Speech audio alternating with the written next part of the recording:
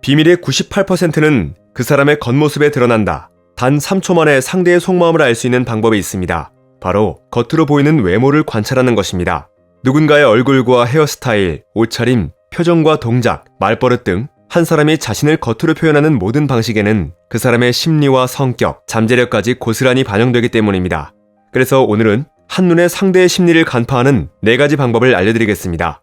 1. 상대의 손을 보고 나에 대한 호감도를 파악하는 방법. 만약 당신이 바라보고 있는 사람이 팔짱을 끼고 있다면 상대방이 당신을 그다지 좋아하지 않거나 경계한다는 것을 알 수 있습니다. 손은 절대로 거짓말을 하지 않는 신체 부위이기 때문입니다. 팔짱을 끼는 것은 상대와 자신 사이에 벽을 만드는 행위입니다. 다시 말하면 겉으로 아무리 상냥한 태도를 보이더라도 본심은 상대를 거부하고 있다는 뜻입니다.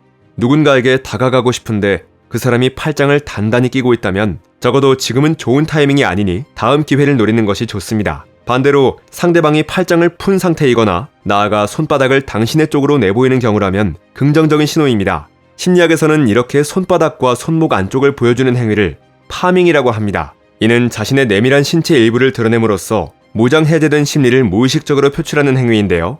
상대방이 당신에 대한 좋은 인상을 받았으며 흥미를 느끼고 있다는 뜻입니다. 그 사람의 마음이 이미 열렸고 당신의 이야기를 들을 준비가 충분히 되어 있다고 보아도 좋습니다.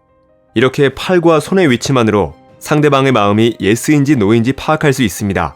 이것을 잘 이용한다면 상대방을 설득하거나 조금 어려운 부탁을 요청할 수도 있겠죠. 2. 1초 만에 이성의 마음을 꿰뚫어보는 방법.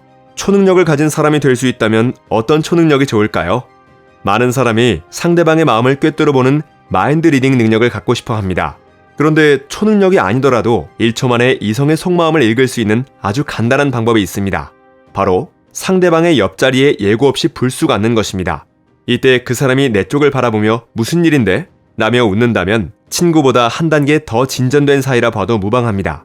그렇지 않고 당황한 반응을 보인다면 현 시점에서는 연애 감정이 싹 트지 않았다고 보아야 합니다. 거기서 더 나아가 인상을 찌푸리며 아 뭐야 하고서 벌떡 일어나 버린다면 두 사람은 그냥 남남이나 다를 바 없는 것입니다. 이 방법이 어렵게 느껴진다면 조금 더 자연스럽게 상황을 연출해보는 것도 좋습니다. 건물 입구나 모퉁이에서 갑자기 마주칠 때 상대의 반응을 관찰하는 것입니다. 혹은 그 사람 근처에 있는 물건에 손을 슬쩍 뻗으며 거리를 좁혀보는 방법도 있습니다. 불편한 내색과 함께 거부의 표현을 한다면 상대가 편안하게 느끼는 거리로 돌아가 주의를 기울이면 됩니다. 이렇게 간단하게 겉모습을 관찰하는 것만으로도 상대방에게 부담을 주지 않으면서 빠르게 마음을 꿰뚫어 볼 수 있습니다. 3. 빠르게 깜빡이는 눈의 의미. 상대방의 심리를 알고 싶다면 눈빛을 보라는 말이 있습니다. 얼굴은 가장 내밀한 이야기를 들려주는 신체 부위이기 때문입니다. 그 중에서도 특히 눈의 움직임은 그 사람의 성격이나 심리를 상당히 투명하게 보여줍니다. 한 가지 좋은 예로 눈 깜빡임을 들 수 있습니다. 눈이 깜빡이는 횟수는 사람이 긴장한 정도와 비례합니다. 만약 눈을 깜빡이는 횟수가 순간적으로 늘어났다면 그 사람의 마음속에 불안감이 증가했다는 증거입니다. 만약 당신과 이야기를 하는 도중에 눈을 계속 깜빡인다면 그 사람의 말이 거짓일 가능성이 큽니다. 상대가 자신의 거짓말을 눈치채지 않을까 하는 불안감이 눈으로 나타나는 것입니다. 어떤 질문을 받고 나서 눈 깜빡임이 늘었다면 그 사람에게 곤란한 질문이라는 뜻입니다. 이럴 땐 자연스럽게 화제를 전환하는 것이 좋습니다. 이처럼 빠르게 깜빡이는 눈의 의미를 알아채고 상대방이 편안하도록 대화를 유도한다면 당신이 원하는 바를 쉽게 이룰 수 있을 것입니다. 4. 회의할 때 앉은 위치로 상대의 심리를 파악하는 방법.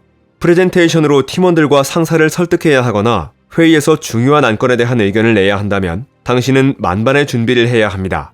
회의에 참석하는 이들 중 누가 나와 의견을 같이 할 것이며 누가 태클을 걸 것인지 미리 알 수는 없습니다. 대신 회의할 때 앉은 위치를 파악하는 것만으로 그 사람의 심리를 파악할 수 있습니다. 당신이 회의실에 먼저 와서 앉아있는 상황이라고 가정해봅니다.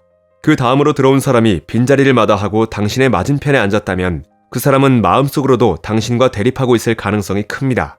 회의 도중 당신의 의견에 즉각 반론을 제기할지도 모릅니다. 이러한 현상을 스틴저 효과라고 합니다. 사람들은 무의식적으로 의견이 반대인 사람의 정면에 앉는다는 것입니다. 따라서 당신과 늘 충돌하는 사람이 회의실에 먼저 와 있다면 그 사람의 옆자리에 앉는 것이 좋습니다. 옆에 앉은 사람은 동료, 한 공동체의 일원으로 받아들여지기 때문입니다. 그래서 바로 옆에 앉으면 반론을 펼치기 거북해지는 심리를 이용하는 것입니다. 그 외에도 가장 구석자리에 앉거나 회의실 입구 근처에 앉는 사람은 회의나 당신의 의견에 대한 관심이 없는 경우입니다. 이들 부리는 의사결정에 큰 영향을 미치지 않으므로 딱히 의식하지 않아도 됩니다. 이렇게 회의실 자리를 통해 사람들의 심리를 파악했다면 이것을 이용하여 당신의 의견을 관철하거나 프레젠테이션을 성공적으로 마무리해보세요. 아주 간단한 방법이지만 이것만으로도 회사에서 당신의 입지가 달라질 것입니다.